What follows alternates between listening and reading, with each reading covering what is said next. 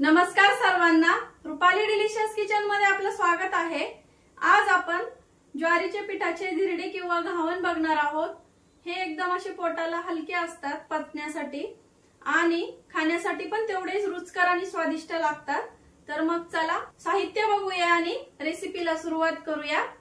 इथं मी ज्वारीचं पीठ घेतलंय, एक मोठी वाटी भरून 3 चमचे हरभरा डाळीचं पीठ घेतलंय, 3 चमचे इथं 3 चमचे रवा घेतलाय, 2 कांदे, कांदे नाही टाकले तरी चालतील, ऑप्शनल आहे, कोथिंबीर, हिरवी मिरची घेतली 3, कांदा लसूण मसाला आणि चवीपुरतं मीठ घेतलंय। आता आपण चवीपुरतं मीठ घेतलंय। आपण आता ज्वारीचं पीठ आणि रवा आणि बेसन पीठ सगळं मिक्स करून आणि त्याचं एक बॅटर तयार करूया। ज्वारीचं पीठ एका भांड्यात काढून घेतलंय, डाळीचं पीठ टाकून घेऊया आणि यात फक्त आपल्याला चवीपुरतं इथं मीठ टाकून घ्यायचंय। पीठ सगळे मिक्स करूया आणि ज्या वाटीने मी ज्वारीचं पीठ घेतलंय त्याच वाटीने आपण पाणी घेऊया, म्हणजे अंदाज कळेल किती पाणी वापरलंय मी। एक वाटी ज्वारीच्या पिठासाठी थोडं थोडं पाणी टाकून आपल्याला हे पीठ मिक्स करून घ्यायचंय। 1 वाटी पिठाला मला एकूण 3 वाटी पाणी लागलंय। या प्रकारचं असं बॅटर तयार करायचं, एकदम डोशासारखं, एकदम पौष्टिक आहे, तुम्ही डाएटला पण खाऊ शकता। तर आता मी कांदे आणि मिरची कोथिंबीर वगैरे कट करून घेते।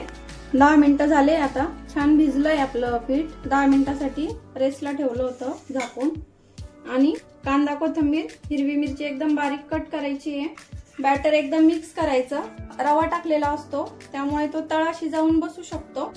तर 10 ते 15 मिनिटं आपलं पीठ छान भिजलंय। आता यामध्ये आपण जे कांदा कोथिंबीर वगैरे कट करून घेतलं होतं हे सर्व टाकून घेणार आहे। इथं छान मिक्स करून घ्यायचं। थोडंसं घट्ट झालंय तर आपण यामध्ये अजून थोडंसं पाणी ऍड करूया, म्हणजे छान पातळ होतील आपले धिरडे किंवा घावणं।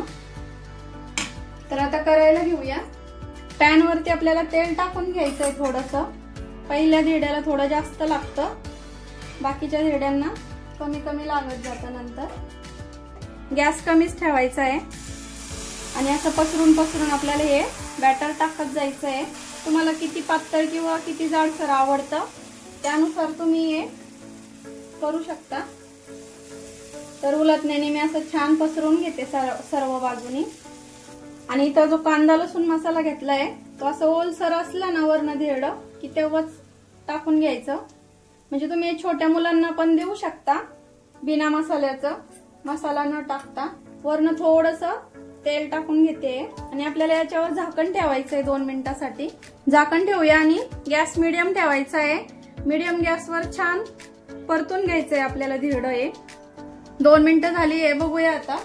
तर बघू शकता साईडने असं थोडंसं ब्राऊन झालं की आपल्याला असं पलटून घ्यायचंय, हे अलगद निघतं एकदम। आता दुसऱ्या साईडने पण आपल्याला छान परतून घ्यायचंय। तुम्ही हे असंच खाऊ शकता किंवा एखादी चटणी भाजी किंवा नुसतं पण छान लागतं। दुसऱ्या साईडने पण बघूया झालंय का आता। तर छान असं मस्त परतलंय, काढून घेऊया। तुम्हाला एकदम क्रिस्पी हवं असेल तर तुम्ही कमी गॅसवर थोडा वेळ ठेवलं 5 मिनिटांसाठी तर एकदम कुरकुरीत होतं। काढून घेऊया। आता दुसरं पण ह्या पद्धतीनेच आपल्याला इथं करून घ्यायचंय। पीठ छान मिक्स करायचं आधी, कारण आपण यामध्ये रवा टाकलेला असतो ना त्यामुळे तो तळाशी जाऊ शकतो। आता बॅटर पॅन वरती टाकून घेऊया, पसरूनच टाकायचं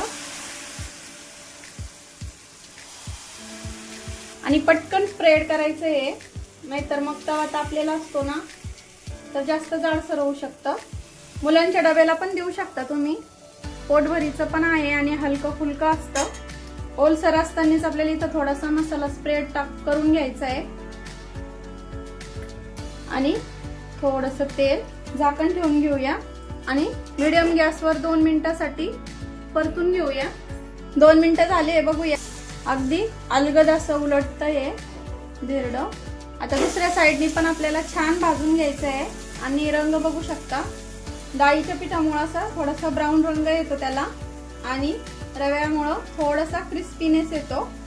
आता बघूया दुसरी साइड पण छान परतली, आता बघू शकता। काढून घेऊया आणि आता हेच प्रकारे मी सर्व करून घेणार आहे।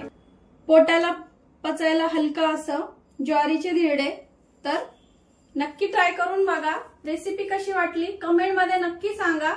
रेसिपी नक्की ट्राय करा आणि रेसिपी आवडली असेल तर लाईक शेअर सबस्क्राईब करायला विसरू नका आणि रेसिपी नक्की ट्राय करा कारण घरचं जेवण हे खरंच स्वादिष्ट असतं। अशाच नवीन छान छान रेसिपींसोबत पुन्हा भेटूया। तोपर्यंत बाय बाय।